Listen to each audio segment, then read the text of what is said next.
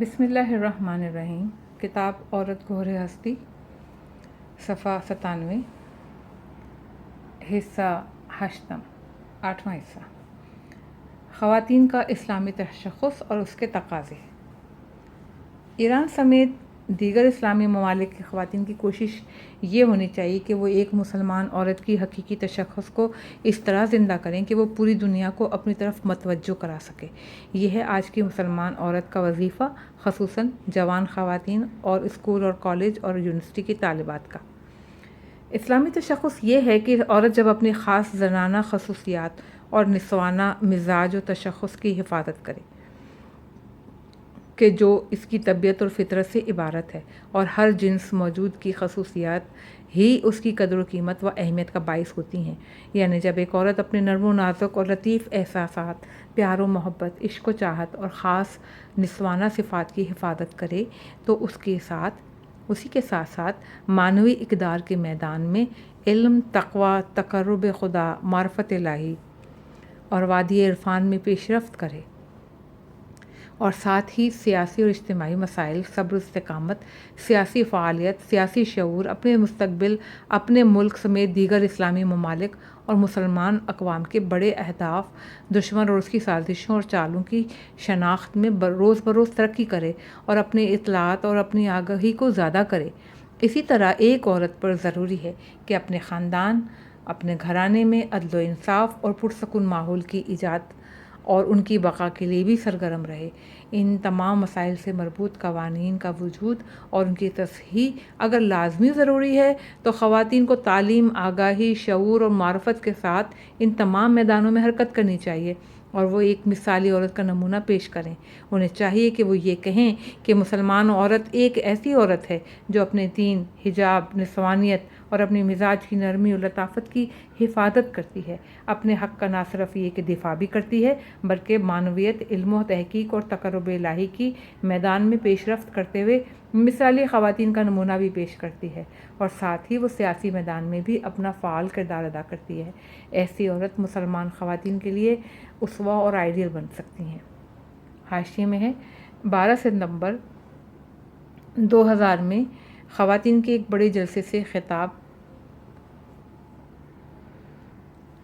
صفحہ 99، چوتھا باب، حقوق نسواں کے دفاع کے لیے لازمی اصول، صفحہ 100، دریچہ، ایران سمیت دیگر اسلامی ممالک میں اسلام کی طرف سے خواتین کے لیے تعین شدہ حقوق، حدود اور تعلیمات و احکام کی رعایت نہیں کی جاتی ہے۔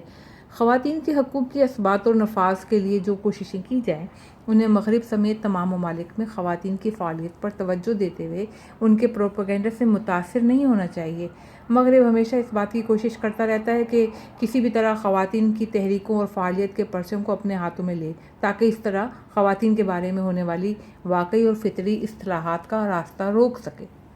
اسلامی نظام میں حقوق نسواں پر تحقیق کرنے والے افراد کو جن اصولوں کو ہر صورت میں مد نظر رکھنا چاہیے، ان میں اسلامی احکام کی پابندی، اسلامی آئیڈیل کی طرف توجہ، دوسروں کی تقلید اور ان کے عمل کو دیکھ کر حواس باختہ ہونے سے پرہیز کرنا، اخلاقی اور معنوی رشد کی طرف توجہ، عفت و حیا کے تقاضوں کو پورا کرنا، گھرانے اور خاندان کی بنیادوں کو مستحکم بنانا، خواتین کی خاص زنانہ فطرت اور طبیعت و مزاج پر بھرپور توجہ دینا، اور خواتین پر ہونے والے ظلم و ستم کو بالخصوص گھر میں روکنا شامل ہے۔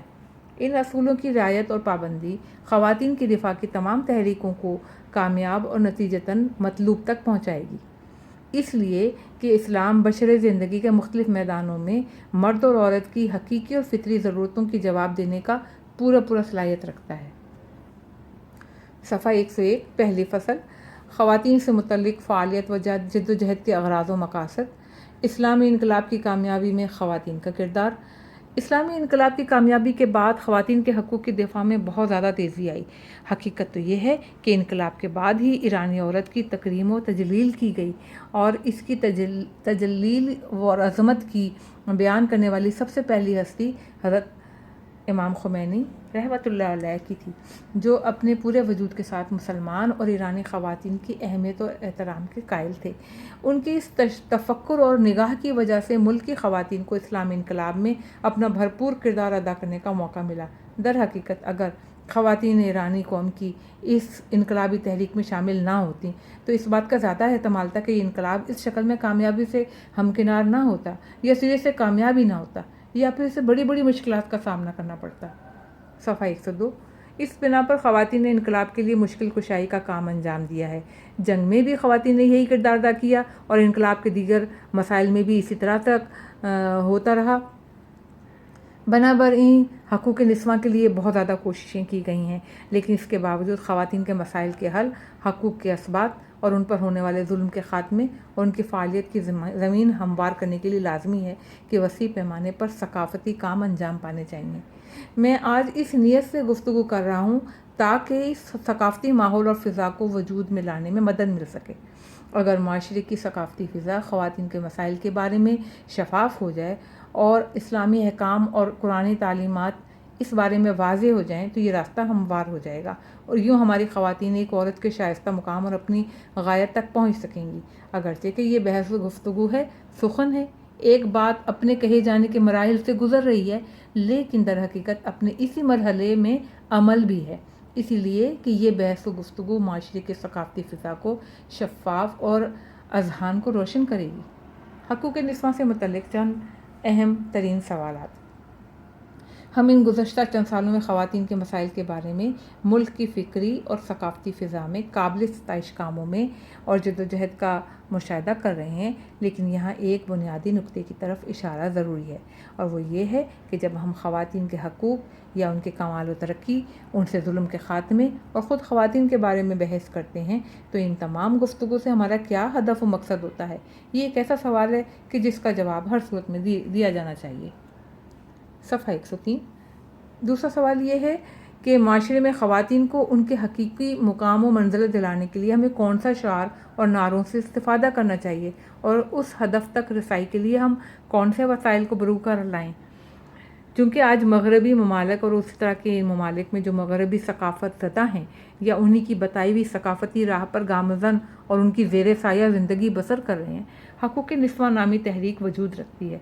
वहाँ भी ख़वातीन की बातें, फ़ेमिनिज़्म और हकूक़ निस्वां की दिफा की नीयत से एक बहस व गुफ्तगू का सिलसिला जारी है। क्या आज जो हम ईरान में बयान कर रहे हैं ये सब वही है? क्या उस जैसा है या उससे बिल्कुल मुख्तलिफ है? चुनांचा इस मसले के लिए इस संजीदा सवाल को बयान किया जाना चाहिए, नीज़ लाजमी है कि इसका जवाब भी इसी तरह संजीदगी से दिया जाए। मैं आज इस सिलसिले में थोड़ी बहुत गुफ्तगू करूँगा और इस बारे में इस्लाम की नज़र को बतौर ख़ुलासा आपकी खिदमत में अर्ज़ करूँगा। ख़वातीन के अपने नुक्ता मतलूब तक पहुँचने के लिए सकाफ़ती और ख़वातीन के हकूक़ की जद्दोजहद के लिए इज्तिमाई और इनफरादी लिहाज से दो हदफ तसव्वुर किए जा सकते हैं। नंबर 1, हदफ इंसानी और इस्लामी कमाल तक औरत की रसाई हो। अलफ, पहला हदफ। एक हदफ ये है कि हम औरत के उसके कमाल तक पहुंचने के लिए ख़ुद अपने वजूद को बरोए कार लाएँ, जद्दोजहद करें, मवाने से मुकाबला करें, कलम उठाएं, गुफ्तगू करें। यानी औरत माशरे में अवलन अपने इंसानी और हकीकी हक़ को पाए, सानियन उस पाए दूसरा ये कि उसकी इस्तेदाद और सलाहियतें परवान चढ़ें और वह अपनी हकीकी और इंसानी रशद को हासिल करे, नतीजे में अपने इंसानी कमाल तक पहुँचे और माशरे में एक इंसान कामिल की सूरत में ज़ाहिर हो। एक ऐसा इंसान जो अपने माशरे और आलम बशरियत की तरक्की और बहबूद के लिए कदम उठाए और अपनी महदूद तवानाई को बरूए कार लाते हुए अपनी इस दुनिया को खूबसूरत जन्नत और बहिश्त बरी में तब्दील कर दे। सफ़ा 104। बे, दूसरा हदफ ये है कि हम अपनी इस गुफ्तगू, जद्दोजहद और इस मुकाबले करने की वजह से चाहें कि इन दो जिन्स मर्द और औरत के दरमियान जुदाई, रकाबत, नज़ा की हालत में पैदा करें और रकाबत और दुश्मनी की बिना पर एक नई दुनिया की बुनियाद रखें। गोया इस इंसानी माशरे में मर्द एक तरफ हैं और ख़वातीन उनके मुकाबल, और ये दोनों किसी न किसी मुकाम तक पहुँचने के लिए आपस में लड़ रहे हैं और ख़वातीन ये चाहती हैं कि वो यहाँ मर्दों पर गालिब आ जाएँ। क्या हमारा हदफ ये है? पर इस जद्दोजहद हरकत या फिर इस तहरीक के हदफ के बारे में दो किस्म के नज़रियात तसव्वुर किए जा सकते हैं। एक हदफ का नज़रिया इस्लामी है, जबकि दूसरा हदफ नाक़िस नज़रिए से मुतल्लिक़ है। मगरबी ममालिक में होने वाली अक्सर कोशिशें सबसे ज़्यादा इसी दूसरे हदफ का नतीजा होती हैं। اپنی گفتگو کے دوران ہم اس بارے میں مزید وضاحت کریں گے، لیکن ایک سوال کا جواب ضرور واضح ہونا چاہیے کہ خواتین کے حقوق یا ان کے مسائل کے لیے کی جانے والی کوششوں کا ہدف کیا ہے؟ 2. روش اور شعار کو اسلامی ہونا چاہیے۔ دوسرا سوال کہ جس کی اہمیت بھی پہلے سوال کی مانند بہت زیادہ ہے، وہ یہ ہے کہ جب ہم عورت کے نام سے سخن کا آغاز اور اس کا دفاع کرتے ہیں تو کون سے نعرے اور شعار لگاتے ہیں، کس چیز کا مطالبہ کرتے ہیں اور کس ہدف تک رسائی کے لیے کوشش کرتے ہیں۔ بہت اہم بات ہے یہ۔ یہاں پر بھی اسلامی روش یعنی وہ چیز جو عورت کے بارے میں اسلامی تعریف، احکامات اور تعلیمات سے سمجھی جا سکتی ہے، اس چیز سے بہت تفاوت رکھتی ہے کہ جو آج مغرب میں موجود ہے۔ صفحہ 105۔ مغرب میں آزادی کا غلط مفہوم۔ آج جو چیز مغرب میں ایک شعار اور نعرے کی حیثیت سے موجود ہے، اس میں خواتین کی آزادی سر فہرست ہے۔ آزادی کا لفظ بہت وسیع مفہوم رکھتا ہے اور مختلف معنی کو اپنے دامن میں سمیٹے ہوئے ہے۔ قید سے آزادی، اخلاق سے آزادی، کیونکہ اخلاق بھی ایک قسم کی قید و بند ہے۔ مرد کے سوء استفادہ سے آزادی کہ جہاں مرد ایک عورت کو کم تنخواہ کے لیے کارخانے میں کام کرنے پہ مجبور کرتا ہے۔ اس آزادی میں ان قوانین سے بھی آزادی شامل ہے کہ جو ایک بیوی کو شوہر کے مقابلے میں پابند بناتے ہیں۔ غرض یہ کہ آزادی میں یہ تمام معنی شامل ہیں۔ خواتین سے متعلق ان شعار میں بہت سے ایسے مطالب اور مطالبات بھی شامل ہیں جو مکمل طور پہ ایک دوسرے سے تضاد رکھتی ہیں۔ بالآخر آزادی کے معنی کیا ہیں؟ افسوس کے ساتھ کہنا پڑتا ہے کہ مغرب میں اس آزادی سے جو معنی سمجھا گیا ہے وہ غلط ہے اور نقصان دہ ہے۔ یعنی یہی خاندان کی ظاہری قید و بند سے آزادی، مرد کی مطلق نفوذ سے آزادی، حتیٰ شادی، خاندان کی تشکیل، اولاد کی تربیت کی قید سے آزادی۔ جہاں بھی یہ امور شہوت رانی و جنسی خواہشات کی آزادانہ تکمیل کے مقابلے میں سامنے آتے ہیں تو اپنی شہوت پرستی کو آزادی کا نام دے دیا جاتا ہے کہ آزادی کا صحیح معنی ان کے پیش نظر ہو۔ حاشیے میں ہے کہ مغربی خاندانی نظام میں جہاں میاں بیوی اپنی جنسی اور دیگر خواہشات کی تکمیل کے لیے ایک دوسرے پر اکتفا نہیں کرتے تو ایک میاں یا بیوی پر اکتفا کرنا یا دیگر خاندانی قوانین کی پابندی کرنا خود اہل مغرب کے لیے ایک قسم کی قید و بند ہے کہ جس سے چھٹکارے کا نام وہاں پہ آزادی رکھا گیا ہے۔ مترجم 106۔ لہذا آپ ملاحظہ فرمائیں کہ مغرب میں کی جانے والی آزادی کی گفتگو میں اسقاط حمل کی آزادی بھی شامل ہے۔ یہ بہت اہم نقطہ ہے جو ظاہر میں بہت سادہ لیکن در حقیقت بہت ہی خطرناک اور بہت زیادہ قابل اہمیت ہے۔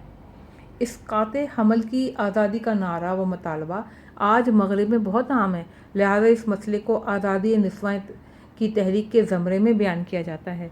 ایک صحیح نظام ایک غلط چیز سے صحیح مقابلے اور ایک صحیح مطالبے میں یہ غیر ممکن ہے کہ اس کا ہدف اتنا وسیع ہو اور اس کا ایک حصہ قطعی طور پہ اتنا مضر ہو، اگرچہ کہ ممکن ہے کہ کچھ اور اس سے مفید ہوں، لہذا اس سے بہتر، مناسب تر اور صحیح شعار کی تلاش میں نکلنا چاہیے۔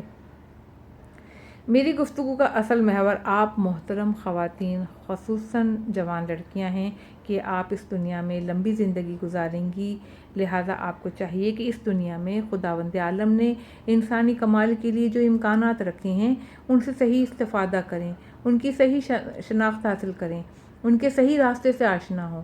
اس کے لیے آپ کو فکر کرنے کی ضرورت ہے۔ اگر آپ کے لیے خواتین سے ظلم کے خاتمے کا مسئلہ بیان کیا جائے گا تو آپ کو جاننا چاہیے کہ جو کچھ بیان کیا جا رہا ہے وہ کیا ہے، اور جو چیز آپ کے لیے لازمی ہے وہ کیا ہے، اور جو آپ کے لیے نقصان دہ ہے وہ کیا امور ہیں۔ لہٰذا یہ نقطہ آپ کے لیے بہت اہمیت کا حاصل ہے۔ نمبر 3، جدوجہد تقلیدی اور کسی سے متاثر نہ ہو۔ ہر اجتماعی تحریک اس وقت صحیح کہلائی جائے گی اور اس وقت صحیح نتائج کو حاصل بھی کرے گی کہ جب وہ عقل و خرد، غور و فکر، تشخص کی قوت، مصلحت شناسی، عقل و منطقی اصولوں پر قائم ہو۔ صفحہ 107۔ حقوق و زن کے اثبات و نفاذ کے لیے چلائی جانے والی ہر تحریک میں انہی مطالب کو مد نظر رکھنا چاہیے، یعنی ہر قسم کی تحریک کو عاقلانہ بنیادوں اور عالمی ہستی کے حقائق کے مطابق، یعنی مرد اور عورت کی جداگانہ طبیعت و مزاج اور فطرت سے آشنائی، مرد اور خواتین کی اپنی اپنی خاص ذمہ داریوں اور مشاغل کی پہچان اور ہر اس چیز کی شناخت کے ہمراہ جو ان کے درمیان مشترک ہو سکتی ہے انجام پانا چاہیے، اور یہ کوشش اور جدوجہد کسی سے متاثر اور تقلیدی نہ ہو۔ اگر کوئی تحریک کسی دوسری تحریک سے متاثر ہو اور اندھی تقلید پر اس کی بنیاد رکھی جائے تو وہ نقصان دہ ثابت ہوگی۔ اگر کچھ لوگ ہمارے ملک و معاشرے میں خواتین اور ان کے حقوق کے لیے اس لیے بات کریں کہ مغربی مجلات یا مغرب کے سیاسی افراد کی رپورٹ میں ایران پر اس بات کا الزام لگایا جاتا ہے کہ ایران حقوق نسواں کا خیال نہیں رکھتا، تو اس مقصد کے ساتھ کام کرنا سراسر غلطی ہے۔ اس ہدف کے ساتھ اس میدان میں قدم ہی نہیں رکھنا چاہیے، کیونکہ یہ راستہ انحراف و غلطی پر ختم ہوگا۔ اگر ہم اس ہدف کے ساتھ خواتین کے دفاع کے میدان میں قدم رکھیں گے کہ ہم مغرب سے پیچھے نہ رہ جائیں تو یہ غلطی ہے، یا اگر اس قصد سے وارد میدان ہو کہ وہ ہم پر بری اور منفی نظر نہ ڈالیں، یا اس تصور و خیال سے حقوق نسواں کے لیے اقدامات کریں کہ مغرب و یورپ نے اس سلسلے میں بالکل صحیح راستے کا انتخاب کیا ہے، تو یہ بھی ہماری بہت بڑی غلطی ہے۔ ان تمام اہداف اور نیت کے ساتھ میدان عمل میں قدم رکھنا سراسر غلطی ہے۔ افسوسناک بات یہ ہے کہ آج ہم کچھ ایسے مقالات کا مشاہدہ کر رہے ہیں جو خواتین کے دفاع میں تحریر کیے جاتے ہیں اور خواتین کے حقوق کے اثبات کے لیے مختلف قسم کی سخن و گفتگو زبان پر جاری ہوتی ہے، لیکن یہ سب مغربی ثقافت و معاشرے میں خواتین کے لیے کی جانے والی فعالیت کا رد عمل ہے اور ان سے مرعوب و متاثر بھی ہے۔ صفحہ 108۔ ان سب کی وجہ یہ ہے کہ چونکہ اہل مغرب فلاں بات کہتے ہیں، اہل یورپ نے اس طرح لکھا ہے اور ہماری طرف فلاں بات کی ہے، اس طرح نسبت دی ہے، تو ہم ان کے بات کے مقابلے میں اس طرح لکھیں گے یا تحریر کریں گے۔ اگر ہم حقوق نسواں کے بارے میں اپنی دفاع کے لیے ایسی کوئی بات کریں یا کوئی قدم اٹھائیں تو یہ ہمارا اقدام مکمل طور پہ ہمیں ہمارے صحیح ہدف سے منحرف کر دے گا۔ ہمیں تو یہ دیکھنا چاہیے کہ عالم ہستی میں جو حقائق ہیں وہ کیا ہیں، کیونکہ یہ حقائق سب سے زیادہ اسلامی تعلیمات میں موجود ہیں۔ نمبر 4، جدوجہد کو اسلامی آئیڈیل کے مطابق ہونا چاہیے۔ اسلام انسانی کمال اور ارتقاء کا طرفدار ہے، اور اس بارے میں اسلام مرد اور عورت کے درمیان کسی قسم کے فرق کا قائل نہیں۔ اسلام کی نظر میں مرد یا عورت ہونا اہم نہیں، بلکہ ان کا روحانی ارتقاء اور کمال اس کے پیش نظر ہے۔ ایک جگہ مرد کے متعلق بات کی جاتی ہے تو دوسری جگہ خواتین کے بارے میں، ایک جگہ خواتین کی عظمت و بزرگی کا بیان کیا جاتا ہے تو دوسری مقام پر مرد کو سراہا جاتا ہے، کیونکہ دونوں پیکر بشریت کے حصے ہیں اور وجود بشری کے تکمیل دونوں کے وجود سے ہے۔ یہ دونوں موجود اپنے بشری اور خدائی جوہد کے لحاظ سے آپس میں کوئی فرق نہیں رکھتے۔ یہی وجہ ہے کہ جب خداوند عالم اچھے یا برے انسانوں کے لیے مثال بیان کرنا چاہتا ہے تو عورت کی مثال پیش کرتا ہے۔ صفحہ 109۔ جب اہل ایمان کے لیے مثال بیان کرتا ہے تو امرأۃ فرعون کو پیش کرتا ہے، یعنی کہ ضرب اللہ مثل الذین کفروا امرأۃ نوح و امرأۃ لوط۔ دونوں جگہ خداوند عالم نے اچھی اور بری راہوں کی مثال میں عورت کا ذکر کیا ہے۔ مرد اور عورت ہونا اہم نہیں، بلکہ وظیفے کی ادائیگی اہم ہے۔ اسلام کے لیے مرد یا عورت ہونا اہم نہیں ہے، بلکہ اصل چیز ذمہ داری اور وظیفے کی ادائیگی ہے۔ اسلام کے نزدیک اہم چیز بشری ارتقاء، اخلاق، استعداد و صلاحیت کا پروان چڑھنا ہے، اور وہ وظائف اور ذمہ داریاں ہیں جو ان دونوں جنس سے مربوط ہیں۔ اسلام کے نزدیک یہ امور اہمیت رکھتے ہیں، اور اس کے لیے دونوں کی طبیعت و مزاج اور فطرت کے تقاضوں کو سمجھنے کی اشد ضرورت ہے۔ یہ اسلام ہی ہے جو مرد اور عورت کی طبیعت و مزاج سے اچھی طرح واقف ہے۔ جو چیز اسلام کے پیش نظر ہے وہ توازن اور عدالت ہے، یعنی تمام انسانوں سمیت مرد اور عورت کے درمیان عدالت کی رعایت کرنا۔ اسلام مرد اور عورت کے درمیان حقوق کی برابری کو بیان کرتا ہے، لیکن بعض مقامات پر ممکن ہے کہ مردوں کے احکامات خواتین سے فرق رکھتے ہوں، جیسا کہ مردوں اور عورت کی طبیعت و مزاج بعض عادات و خصوصیات میں ایک دوسرے سے مختلف ہیں۔ بنابراین مرد اور عورت کے درمیان سب سے زیادہ حقائق اور فطری مسلمات اور خاص بشری عادات و خصوصیات سے متعلق احکامات صرف اسلامی تعلیمات میں موجود ہیں۔ حقوق نسواں کے دفاع کی لازمی شرط۔ اگر ہم آج ملک کی خواتین کے بارے میں ایک حقیقی تحریک شروع کرنے کا ارادہ رکھتے ہیں، 110 صفحہ، تاکہ خواتین اپنے مطلوب مقام تک پہنچ سکیں، تو ہمیں چاہیے کہ اسلامی احکامات کو ہر صورت میں مد نظر رکھیں اور انہی کو اپنا مرکز و محور قرار دیں۔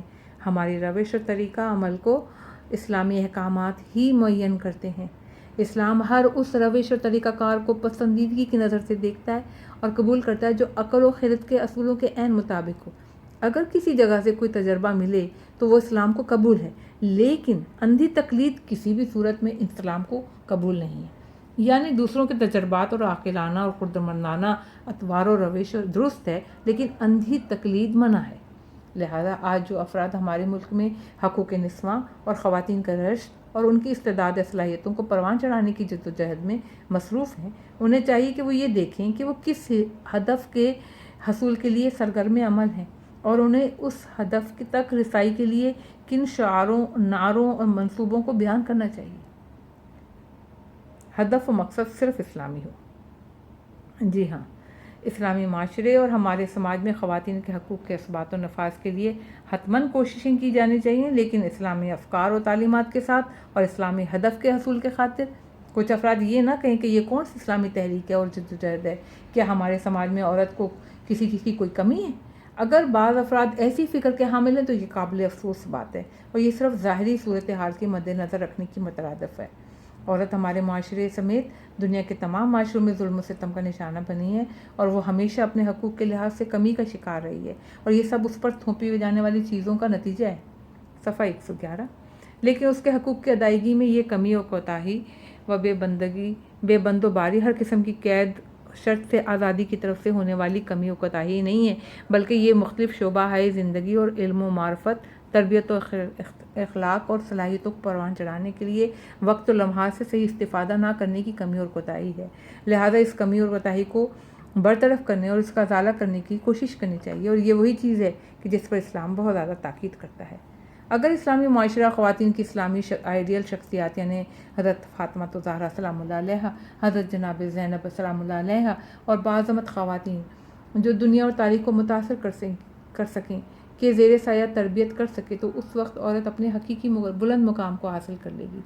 اگر عورت معاشرے میں علم و معرفت، معنوی کمالات اور اخلاق کے عالی ترین درجات کو حاصل کرے، جو کہ خداوند عالم نے تمام انسانوں کے لیے، خواہ وہ مرد ہو یا عورت، ایک آئین کی صورت میں مد نظر رکھا ہے، تو نتیجے میں اولاد کی بہترین تربیت ہوگی۔